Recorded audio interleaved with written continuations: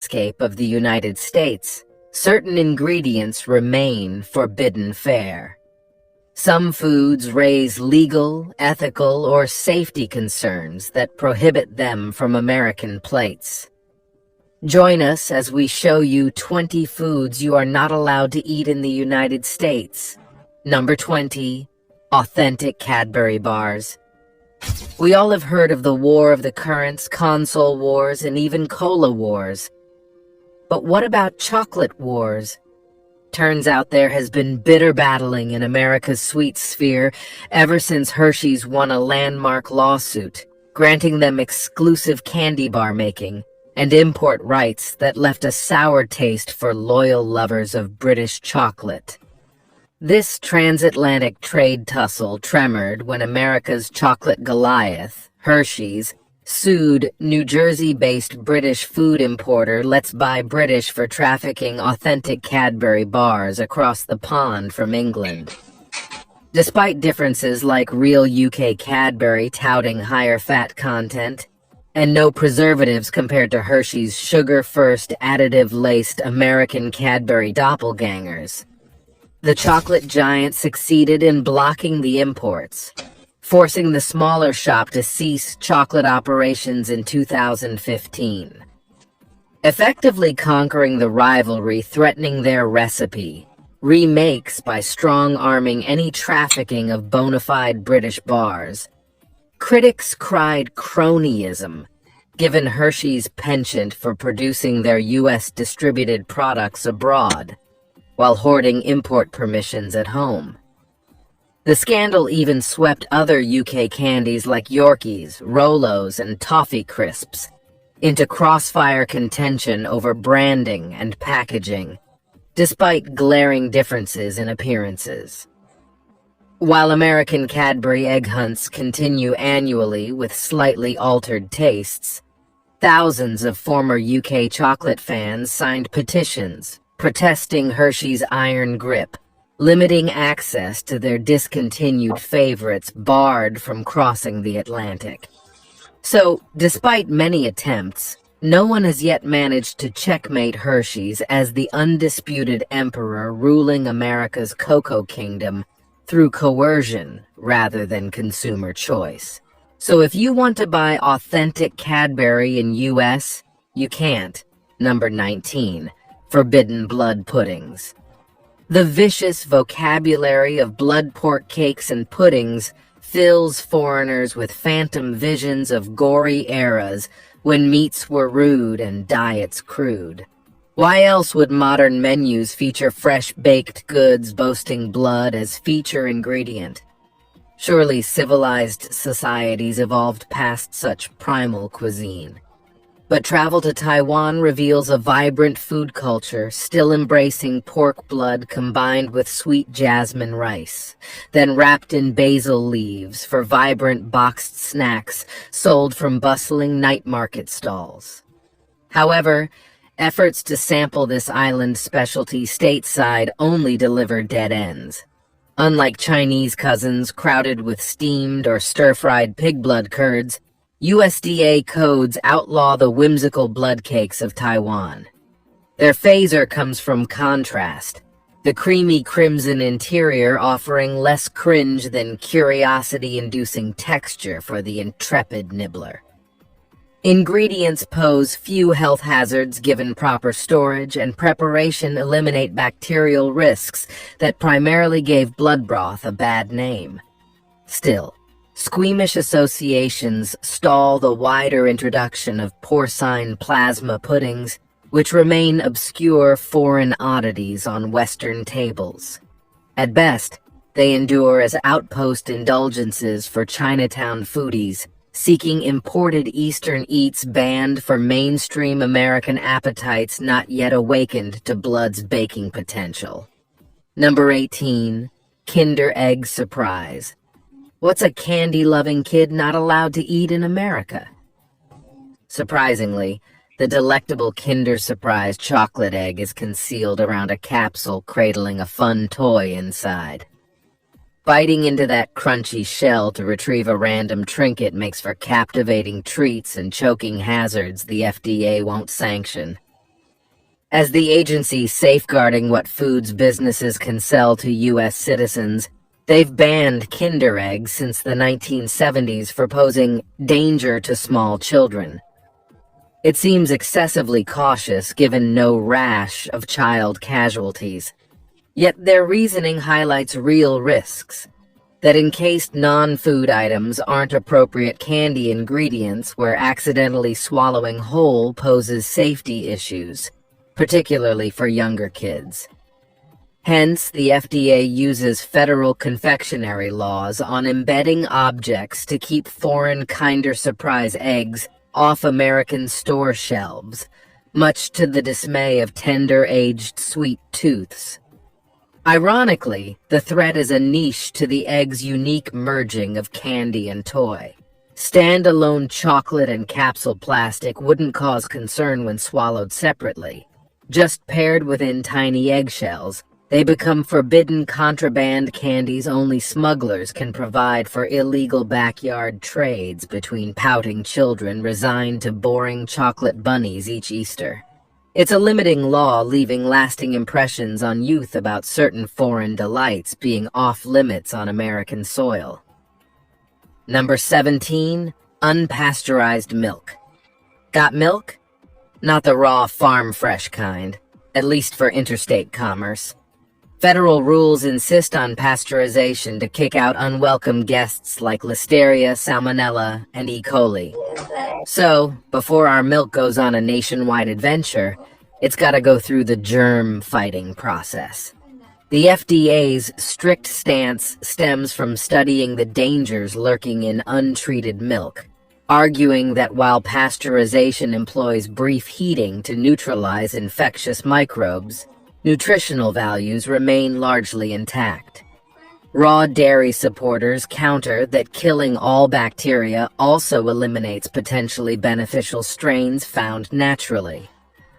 Despite federal restrictions, a patchwork of contradictory state laws muddles the raw milk debate, with retail or farm sales allowed to varying degrees across roughly 30 states, banned in 7 with intrastate avenues fuzzy in the remainder.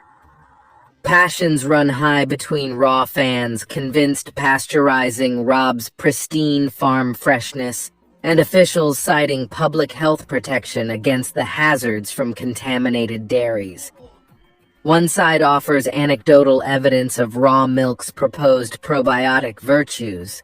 The other produces reams of data tracking disease outbreaks linked to unpasteurized dairy. Absent consensus, both aggressive arguments claiming ethical high ground or consumer rights intensify, ignoring middle ground compromises. Number 16, Casu Marzu. From pungent blues to nutty Gruyères, lovers of dairy delight in discovering distinctive cheeses from around the globe. Each offers unique aromas, textures, and flavors, signatures of regional culture woven into coagulated curds. But one variety pushes extremes to the point of shock and awe, as well as legal prohibition in the United States. Behold Casu Marzu, a traditional sheep's milk creation hailing from Italy's rugged island of Sardinia. Home to shaggy-haired pecora goats and winding mountain roads, this region boasts foods as fierce as its landscapes, and nothing showcases Sardinia's rugged, rule-breaking approach to eating like Casu Marzu. Translating to rotten cheese in Sardinian, Casu Marzu earns its label honestly thanks to extra fermentation guests, wriggling cheese fly larvae deliberately cultivated inside the aging wheels. These tiny, see-through maggots squirm through the gooey interior, breaking proteins down further to soften the paste while intensifying salty, tangy flavors. Locals swear Casu Marzu cannot fully ripen without this additional kick of larval digestive juices to transform it into an elite delicacy. And traditionalists insist Casu Marzu isn't ready until thickly rife with worms actively churning the dairy. They scoop out glistening, maggot-studded pastes onto flatbreads, letting excess larvae leap away. The key is chewing fast enough to consume worms whole before they bore through lips or gums.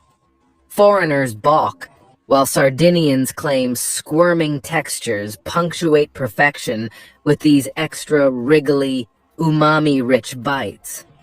But lax Italian regulations meet strict opposition overseas. The FDA forbids the sale or import, citing risks like intestinal larval infections from accidentally biting into live maggots. So stateside cheese fiends must content themselves with solid, wormless varieties or embark on a taboo taste adventure to Sardinia if daring to try the world's most dangerous cheese. Number 15. Pufferfish toxins. Skilled sushi chefs in Japan spend years honing the hazardous craft of preparing fugu, learned under strict apprenticeship so they may qualify to serve pufferfish. Elsewhere, feasting on this marine delicacy remains fringe fare, freighted with a daunting reputation thanks to the lethal toxins permeating pufferfish bodies. Just a pinprick of poison picked up prepping their meat can paralyze muscles, halting breathing to slowly suffocate diners. Hence, many nations heavily restrict or fully outlaw selling or serving dangerously deadly fugu. Only uniquely specialized chefs can obtain fugu preparation licenses by passing Japan's rigorously challenging exam. This intensive process underscores the sobering truth about pufferfish cuisine. While deemed an exquisite, expensive treat among thrill-seeking gourmands, fugu harbors the potential for tragic repercussions if mishandled, becoming a meal that kills. Hence, the unique thrill of dining on a dish flirting with mortality has also made fugu controversial and legally prohibited in countries like the U.S.A. wanting to eliminate such risks. Here, only a few licensed suppliers can provide select fugu species to restaurants. And even then, fish must arrive with toxins painstakingly removed beforehand.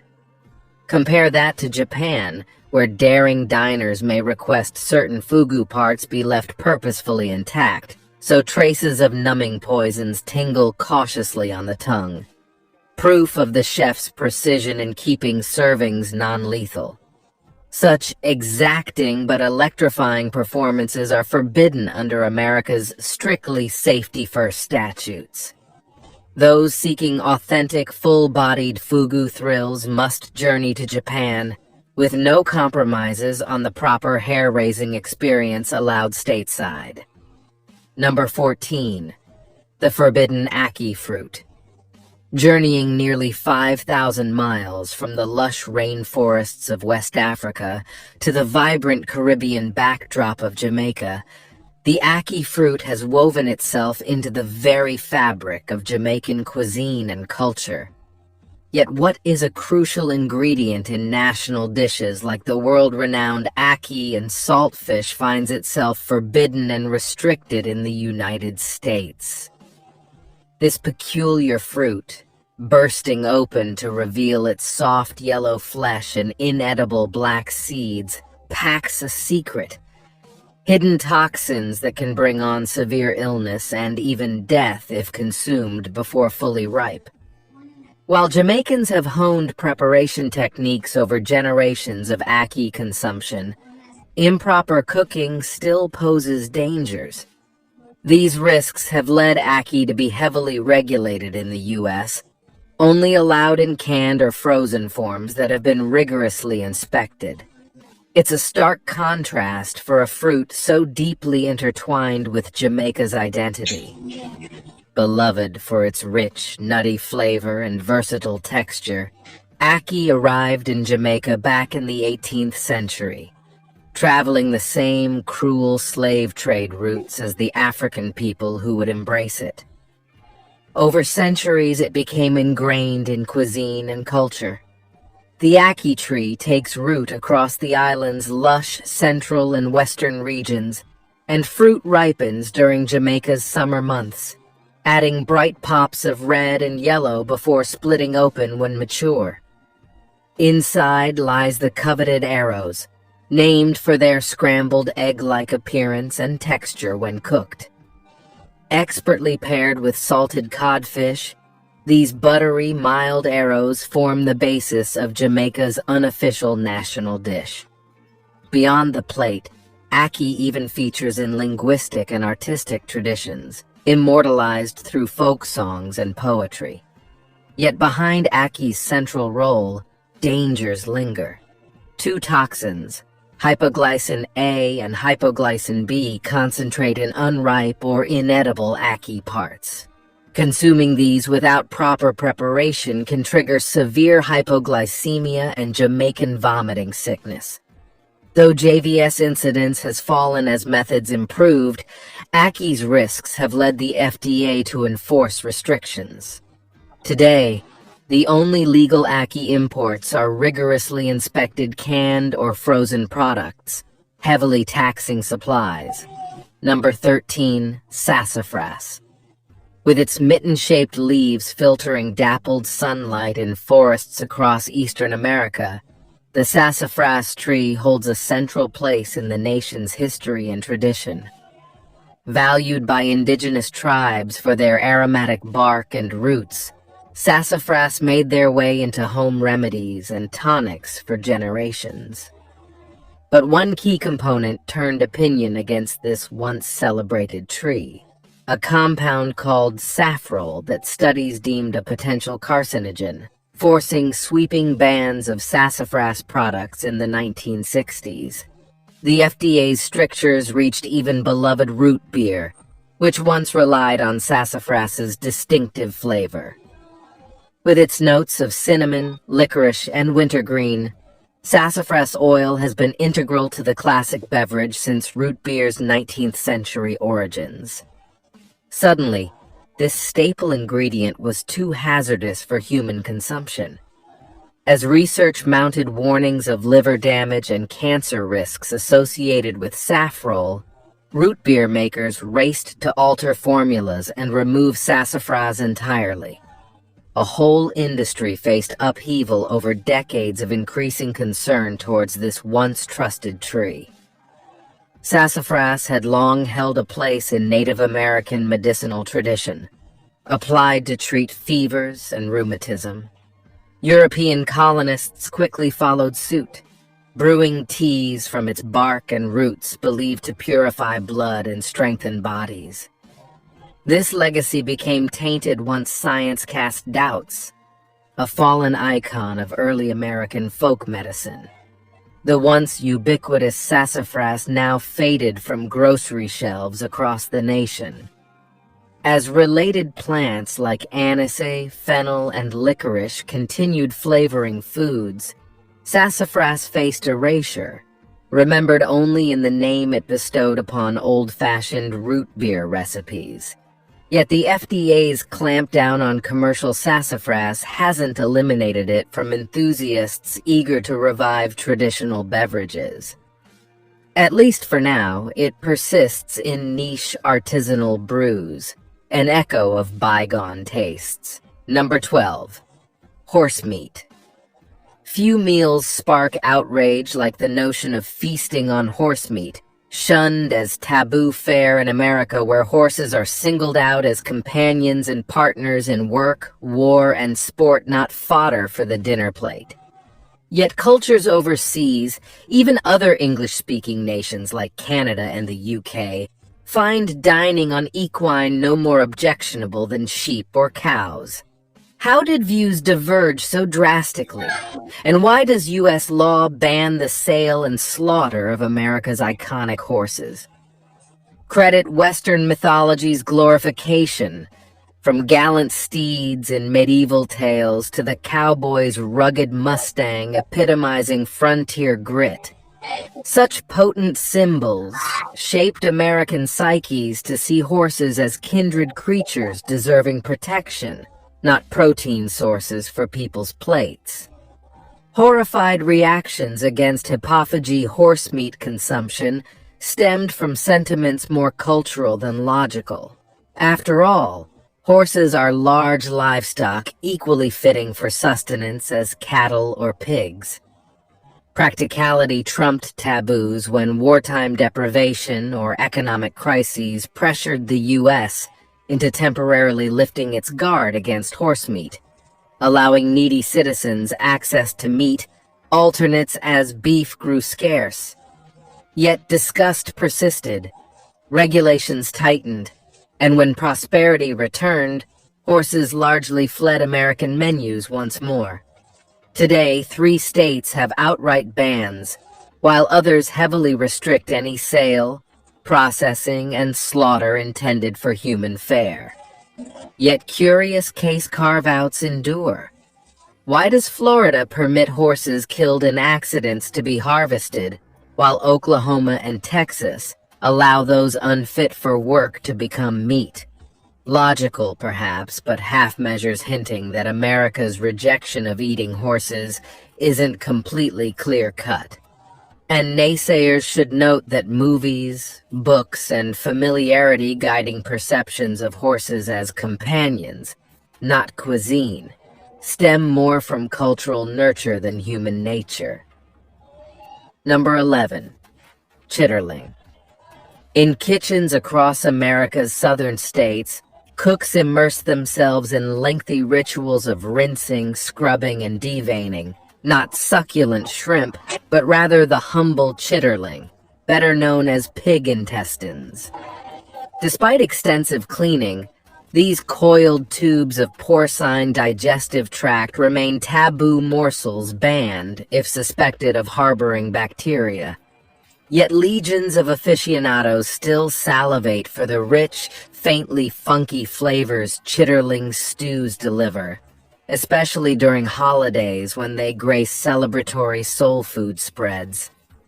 Chitterling connoisseurs claim proper preparation eliminates risks from bacteria dwelling in intestinal nooks.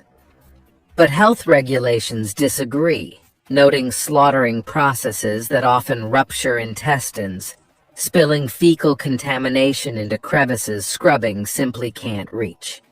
Hence, authorities outlaw selling chitterlings uncleaned, while custom dictates desperate measures before consuming. Methods include near-forensic inspection, splaying tubes inside out, then relentlessly combing inner ridges before hour-long soaks in vinegar or lime juice. Such meticulous efforts do neutralize perilous microbes.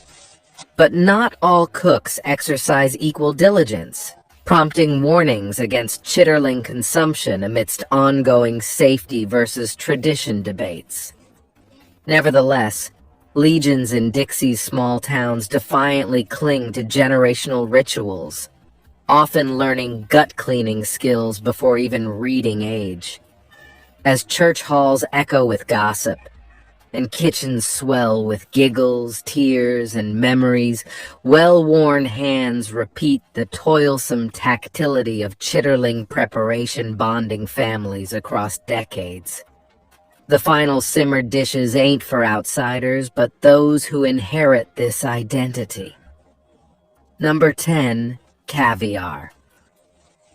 Once supplying the majority of the world's caviar, the magnificent Caspian beluga sturgeon has suffered such relentless overfishing that its very existence teeters on the brink. Coveted beluga caviar, with its distinguished flavor and exorbitant price tags, has fueled rampant poaching that may deal a death blow to wild populations.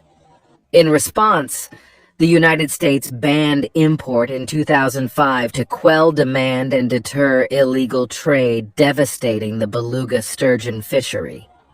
Sadly, the king of caviars may now itself be destined for collapse into obscurity.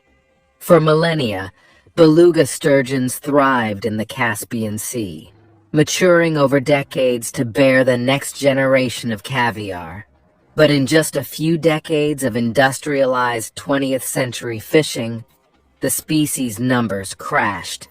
By 2004, the U.S. Fish and Wildlife Service listed belugas as critically endangered, banning import and sale to American markets. While intended to take pressure off wild stocks, the harsh reality is illegal activity persists as long as the beluga's precious eggs command sky-high black market prices, sometimes over $100 an ounce. The vicious cycle continues. Scarcity heightens demand, driving illegal activity. Pushed to the verge of extinction, the fate of the beluga now relies on prompt and sweeping intervention. Number 9. 4. Loco.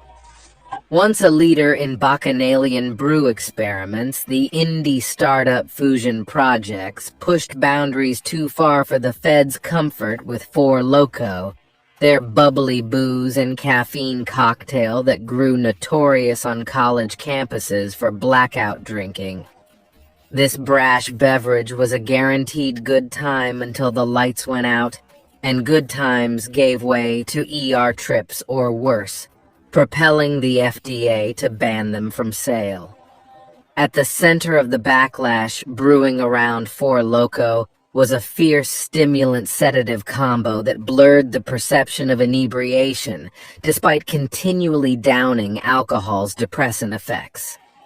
Chugging these sweet malt liquors easily masked growing drunkenness, given the caffeine and taurine energizers keeping drinkers from passing out naturally after excessive intoxication. Yet the blackout in a can public image earned by 2010 spelled impending market doom via FDA sanctions, citing 4 Loco as adulterated products unfit for consumption. Once legal threats killed the caffeine kick, sales crashed hard.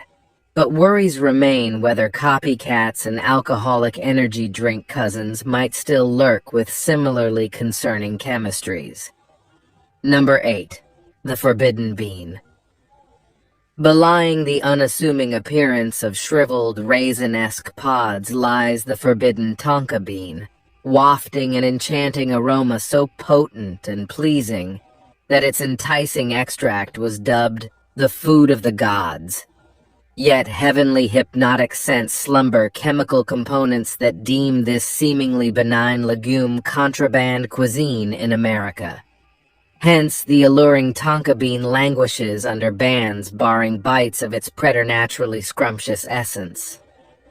This South American forest treasure enraptures with its mind-bending fragrance, redolent of vanilla, honeyed almond, dried cherries, and whiffs of newly mown meadows.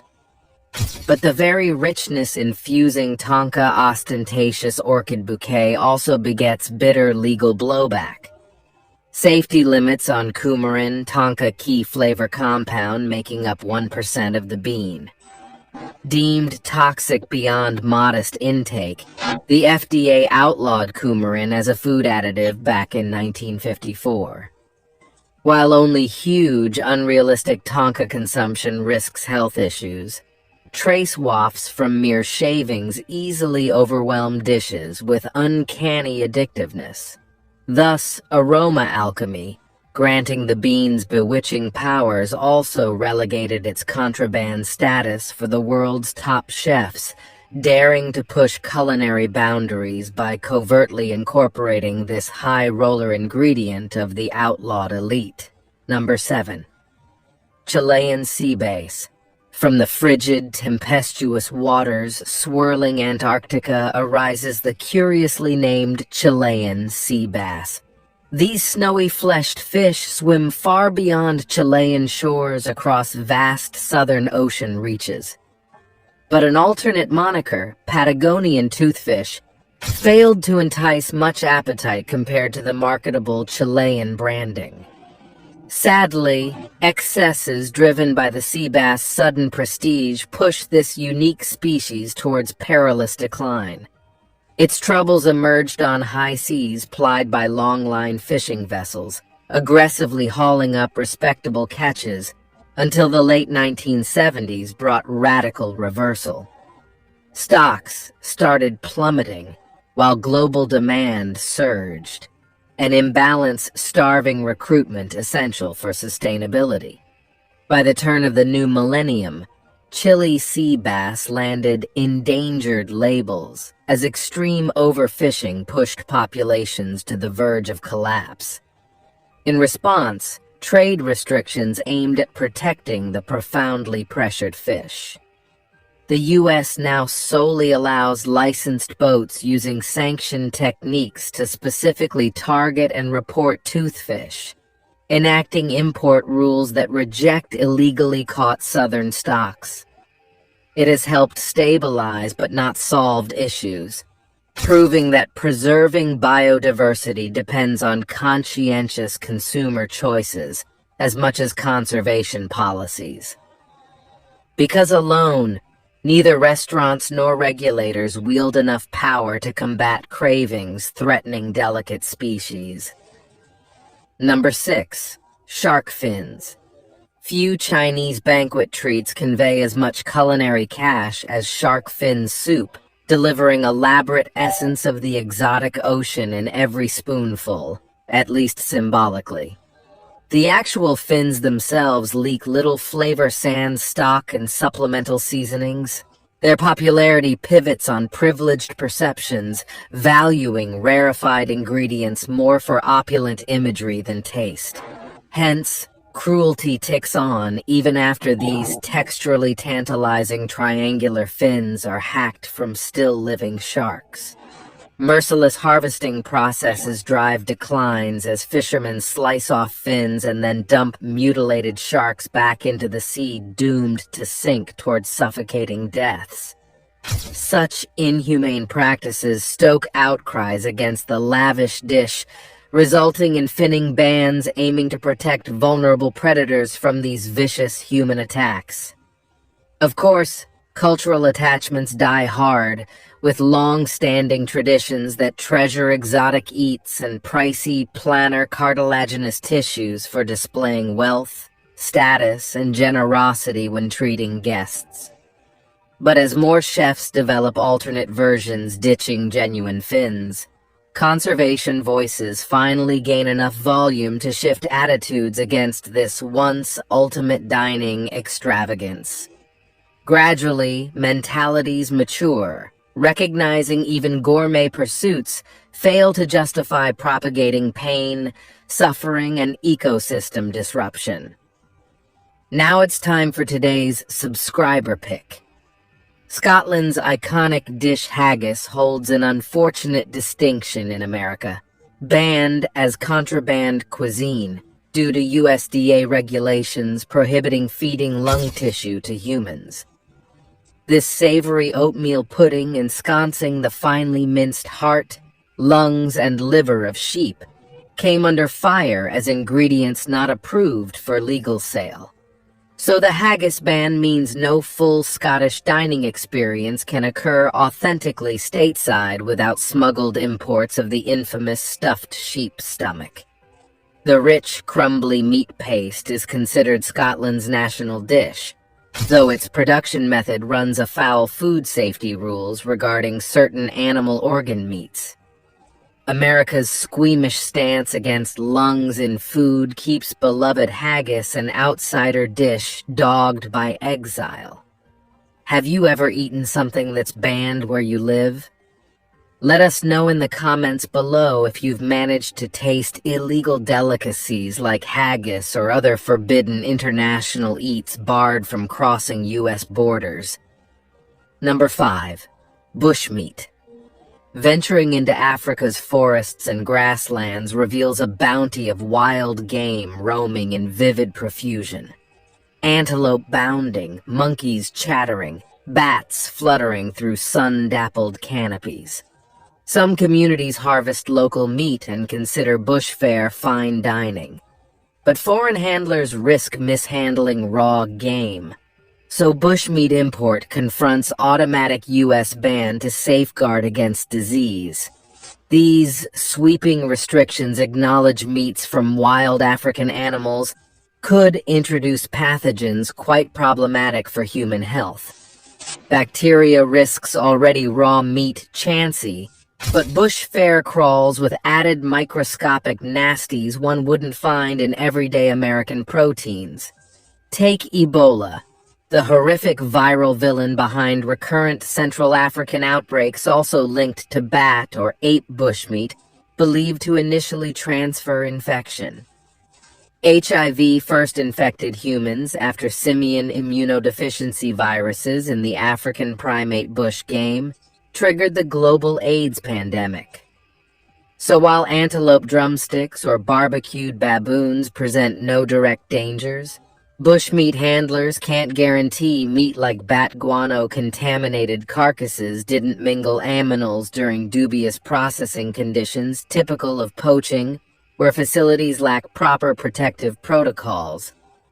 Hence, to reduce Ebola, rabies, or worse, slipping into the food chain off illegally trafficked contraband, harsh penalties were pursued to dissuade imports, keeping dubious delicacies out of American domains. Number 4. The redfish. Once teeming trophy catches along southern shores, the vivid vermilion-hued redfish swims as Louisiana's state saltwater fish, honoring its vibrant beauty and epic flavor equally beloved fried, blackened, or simmered into rich stews.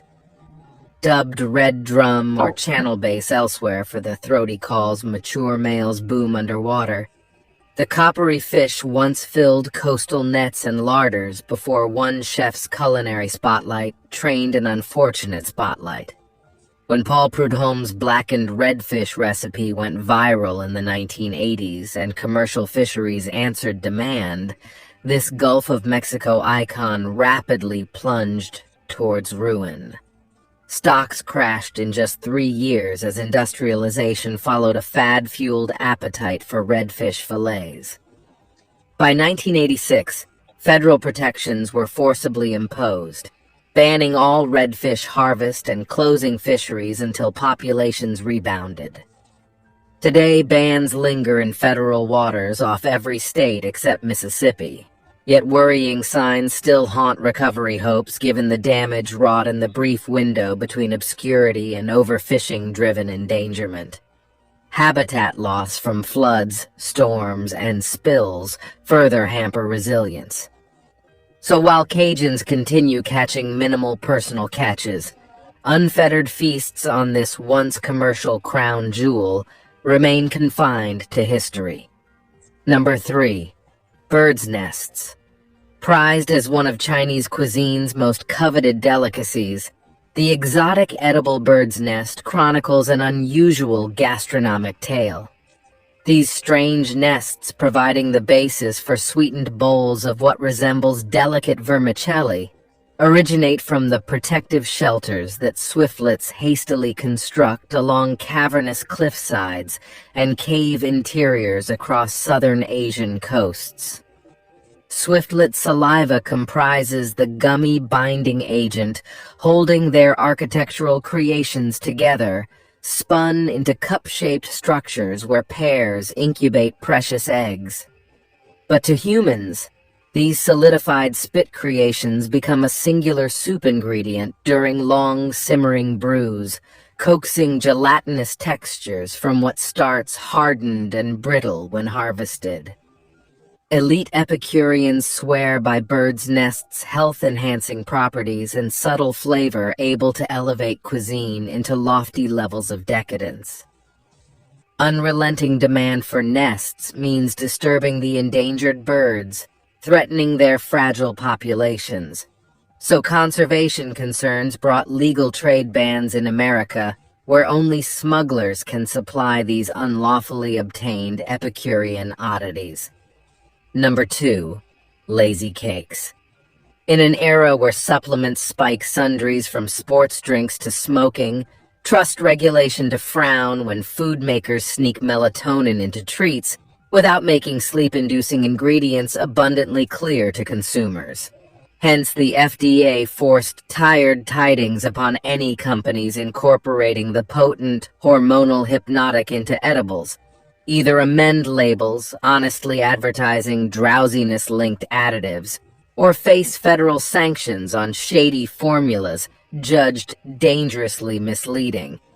The Sleepy Time snack crackdown specifically stung the lazy cakes, These frosted chocolate squares seemed harmless enough until scrutinizers discovered melatonin comprising up to a third of the recipe, a dosage easily triggering powerful somnolent side effects, without most eaters realizing relaxation brownies were secretly spiked with regulated substances. In surrendering to eventual legal cease and desist orders, Lazy Cake conceded to spelling out melatonin contents on shiny new packaging so nobody would again unwittingly munch medicated treats unless intentionally aiming to activate sleep modes with chemical aids legal only when transparently declared. The international imbroglio ultimately awakened food oversight factions to the need for explicit advisories around functional foods, funneling add-ons abetting pharmaceutical effects. Number 1. Royal swans. Soaring elegantly through wetland environs from the balmy bayous of Louisiana to Great Lake regions farther north dwells the stately trumpeter swan, one of America's biggest bird breeds whose name trumpets loudly indeed across misty waters. Centuries back, swans peppered plates for medieval feasts, and quills graced riding plumes, but 19th century hunting over-harvested many swan and egret species to the fringe of extinction. Conservationists intervened, enacting fierce protections so trumpeters rebounded after populations sank as low as 400 across 2 lonely Midwestern refuge sites. Today, these triumphant tundra tribes exceed 40,000, even turning troublesome in areas along the Pacific coast down to Utah and across the northern Midwest. Fanning white wingspans measuring up to 8 feet, the assertive avians claim ponds and aggressively expand territories, disrupting other species. So wildlife managers suggest lifting protections for swelling swans, surpassing carrying capacities in locales overrun by the big birds. Proposed hunting limits could check overpopulation while supplying sustainably sourced wild game meat for hungry families, given dire economic situations exacerbated by the pandemic. Supporters urge reclassifying swans from federally protected to legal game animals like ducks or geese that conservationists monitor under regulated seasons. If approved, the plan remains contentious. Some call it reasonable population control returning wild game traditions. But dissenter counters this shirks responsibility foisted on flyaway states obligated to safeguard treasured trumpeters without resorting to firearms. The debate rages on. Thanks for watching, and we'll see you in the next one.